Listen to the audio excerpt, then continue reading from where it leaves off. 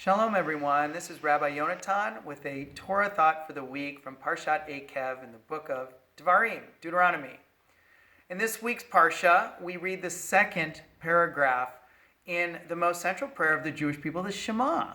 And interestingly, last week, we read the first paragraph of the Shema. They're actually very similar. They speak about loving God and about doing the mitzvot and the connection between the two. But this week's portion and this section of the Shema actually goes a step further, really speaking about what happens if we don't follow God's mitzvot and the good path and all the bad things that will happen. It's sort of about a reward and punishment. For some, they don't even really like this paragraph of the Shema because they don't like this idea of God punishing us for not doing the mitzvot. But it can be thought of in a different way. And that's what the Baal Shem Tov does. Baal Shem Tov was the father of the Hasidic movement of the 17th century. And here's what he says about this part of the Shema where it says, Va'avadetem mehera me'al ha'aretz hatova asher Adonai noten lachem.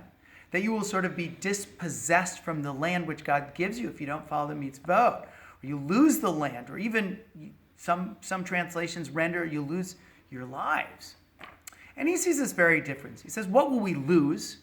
What is the v'avadetem here? He says that we will lose our mehirut and our pzizut. This could be thought of as our momentum. You know, when you get some momentum going and you're doing the right thing and you're moving along in life, you have this sort of this energy and this speed and this momentum.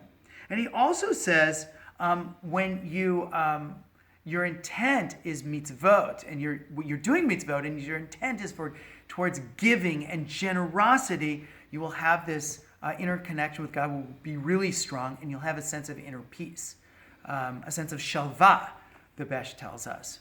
Well, this is a very different way of understanding the second paragraph of the Shema.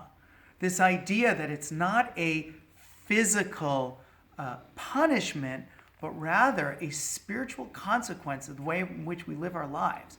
When we live our lives with the mitzvot, doing the mitzvot, and in tune with the mitzvot, this feeds our inner lives and our connection to God and the love that we're supposed to have for God and for everyone. And when we don't, we can lose that. So just a thought about prayer and about this week's Parsha. Shabbat Shalom, everyone. Have a very serene and peaceful Shabbat.